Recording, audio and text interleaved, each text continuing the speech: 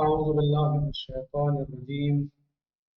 بسم الله الرحمن الرحيم. الحمد لله رب العالمين باعث الأنبياء والمرسلين بارئ الخلائق أجمعين، ثم الصلاة والسلام على أفضل الخلق محمد وآله الطيبين الطاهرين.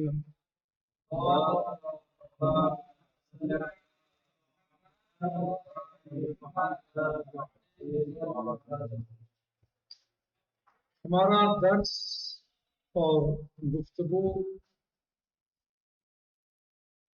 کتاب شرائع الاسلام میں کتاب الزکوٰۃ کے بارے میں چل رہا ہے، اور اس میں آج ہم نظر ثانی تک پہنچے ہیں۔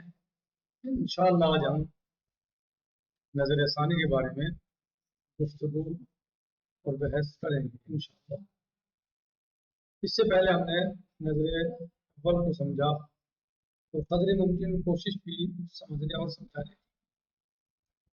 آج نظر ثانی میں ہم گفتگو کریں گے۔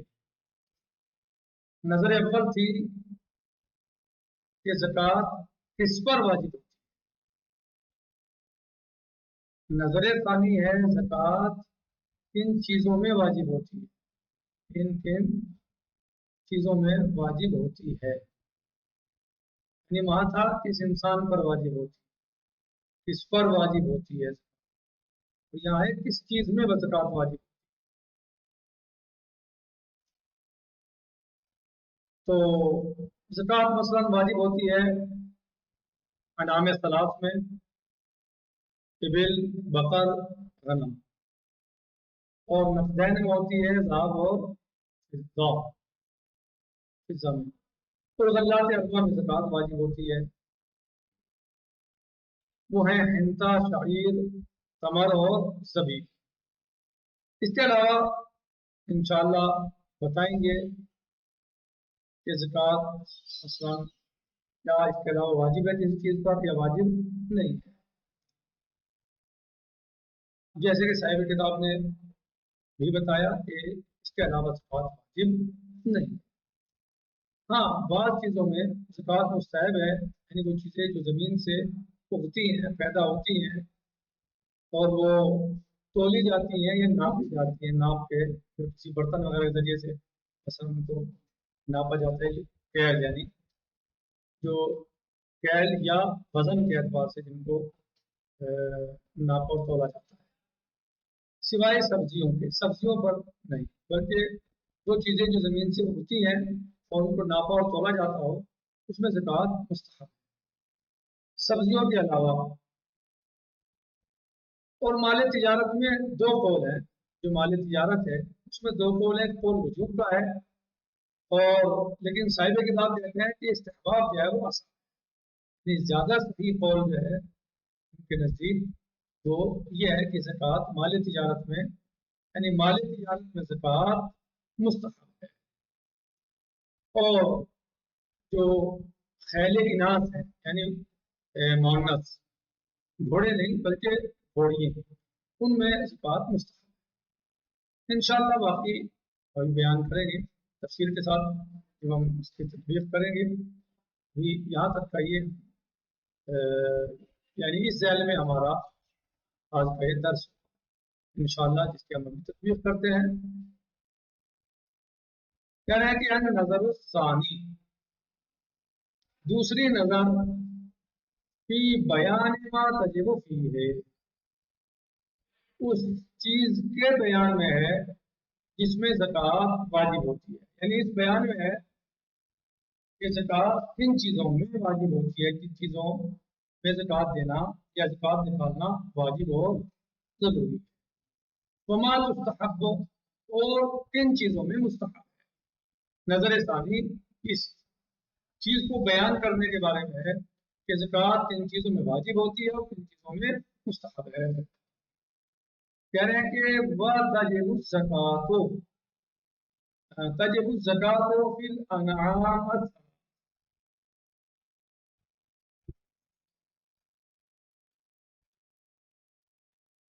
کہہ رہے ہیں کہ زکوٰۃ واجب ہوتی ہے تین جانوروں میں، تین طرح کے جانوروں میں، الابل یعنی اونٹ، والبقر یعنی گائے، والغنم یعنی بھیڑ، بھیڑ بکریوں پر زکوٰۃ واجب ہوتی ہے، یعنی جانوروں میں تین طرح کے جانوروں پر زکوٰۃ واجب ہوتی ہے۔ سب سے پہلے اونٹ، ابل یعنی اونٹ، بقر یعنی گائے، غنم یعنی بھیڑ بکری وغیرہ، وفی الذهب والفضہ، اور سونے چاندی کے سکوں پر زکوٰۃ واجب ہوتی ہے، والغلات الاربع، اور غلاتی چار طریقے کے غلے ہیں جن میں زکوٰۃ واجب ہوتی ہے۔ سب سے پہلے الحنطہ، حنطہ یعنی گیہوں، گیہوں پر زکوٰۃ واجب ہے، انشاءاللہ وہ آئے گا کہ اس کی مقدار کیا ہے، نصاب کیا ہے، وہ ہر چیز کا نصاب انشاءاللہ بیان کیا جائے گا۔ ابھی صرف یہ بتا رہے ہیں کہ کن کن چیزوں میں زکوٰۃ واجب ہے۔ انعام میں یعنی جانوروں میں کتنے طریقے کے جانوروں میں زکوٰۃ واجب ہے، اور کتنے طریقے کے مثلا نقود میں زکوٰۃ واجب ہے، نصاب الفضہ میں کن پر زکوٰۃ واجب ہے، اور غلات اربع میں یعنی چار طرح کے غلات ہیں جن میں زکوٰۃ واجب ہوتی ہے۔ الحنطہ یعنی گیہوں، والشعیر یعنی جو، والتمر یعنی کھجور، تمر یعنی کھجور، اور والزبیب، زبیب یعنی منقع، کشمش، کشمش۔ تو غلات میں گیہوں پر واجب ہے، جو پر واجب ہے، کھجور پر واجب ہے، اور کشمش پر زکوٰۃ واجب ہے۔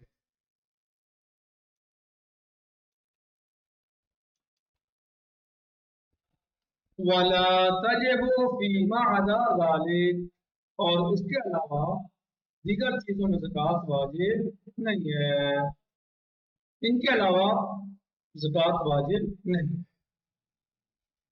اب آئیے کہ مستحب کن کن چیزوں میں زکوٰۃ مستحب،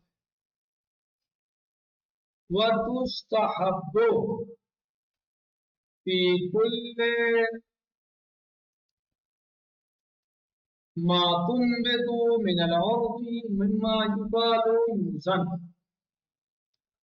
اور زکوٰۃ مستحب ہے ہر اس چیز میں جو زمین سے پیدا ہوتی ہے، فی کل ما تنبت من الارض مما يقال اور یوزن، جس کو ناپا جاتا ہو یا تولا جاتا ہو۔ ناپنے سے مراد نہیں جیسے مثلا برتن وغیرہ کے ذریعے سے مثلا جو ہے کرتے ہیں کہ بھائی معین کرتے ہیں کہ یہ اتنا ہے، اور یوزن مثلا کسی چیز کو مثلا معین کر دیا کہ اس میں اتنا یقال، ہاں بڑے برتن کو، چھوٹے برتن کو۔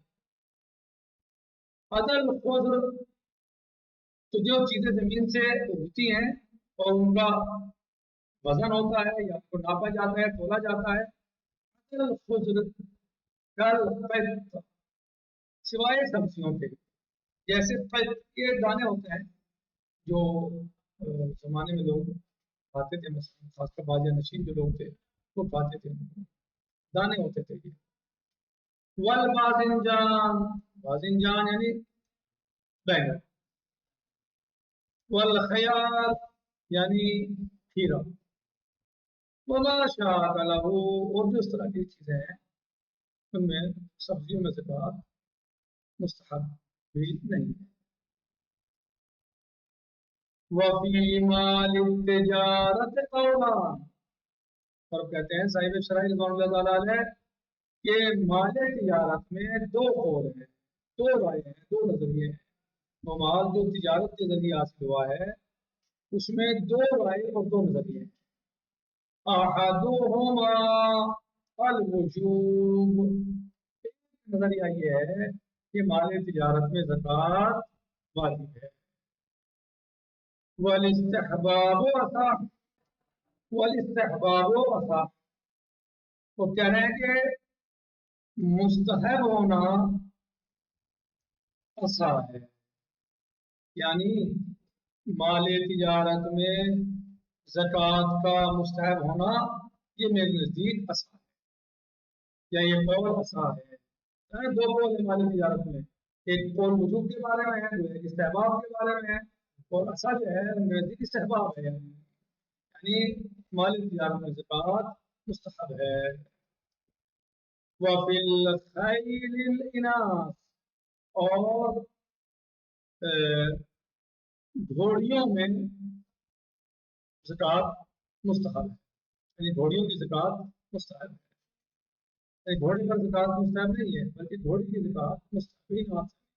फिर खैलिल इनास है जो मुअन्नस है, उनमें ज़कात, उसमें ज़कात निकालना मुस्तहब है। तो ये बताया कि ज़कात हर उस चीज में मुस्तहब है जो जमीन से उगती है और जिसका वजन किया जाता है या नापा जाता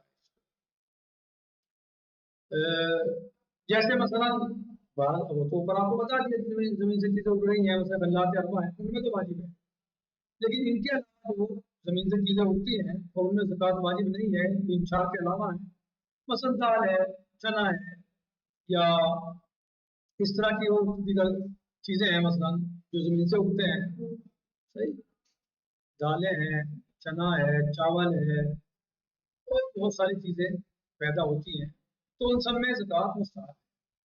और अब ये सवाल मसलन कि कैसे निकालेंगे, तो इंशाल्लाह जब इसका निसाब जैसे जाएगा, जो वाजिब निसाब है गल्लात अरबा का मसलन 847 किलो हो जाए, तो फिर उसमें मसलन 10वां हिस्सा या 20वां हिस्सा या 15वां हिस्सा जो निकालना है, तो उसी हिसाब से फिर उसका भी, जिनमें मुस्तहब है ज़कात, उनको भी उसी हिसाब से निकाला जाएगा। जैसा मौका होगा 10वें का या 15वें का या 20वें हिस्से का, जैसा मौका होगा उस एतबार से उसको निकाला जाएगा इंशाअल्लाह।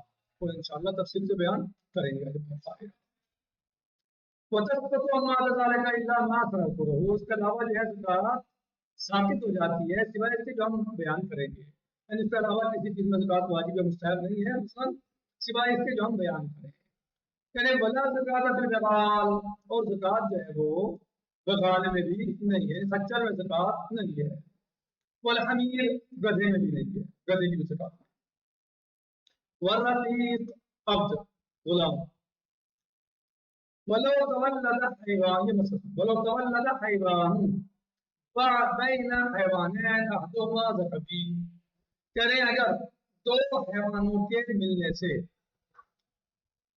एक बच्चा पैदा हो जाए, दो हैवानों के मिलने से एक बच्चा पैदा हो जाए, दो हैवान में से एक हैवान ज़कबी है और एक हैवान गैर ज़कबी है। मसलन फरस और बकर आपस में मिल जाते हैं,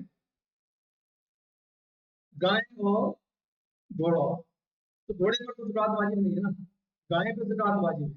अब इनसे जो बच्चा पैदा होगा, तो अब उसका क्या होगा, उस पर ज़कात का हुक्म क्या होगा, उसे क्या मानेंगे, घोड़ा मानेंगे या गाय मानेंगे, क्या मानेंगे उसे?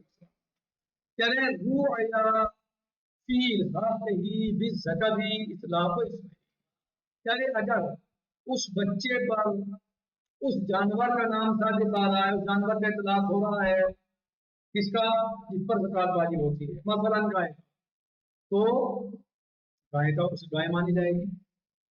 और अगर उसका इतलाक़ नहीं हो रहा है, मसलन घोड़े का हो रहा है, तो घोड़ा माना जाएगा, घोड़े का बच्चा घोड़ा माना जाएगा। और अब ज़कात का मसला यही है कि अगर वो जानवर उसका इतलाक़ हो रहा है जिसमें ज़कात वाजिब है, गाय मसलन, तो फिर उसमें ज़कात उसी एतबार से उसका हुक्म होगा।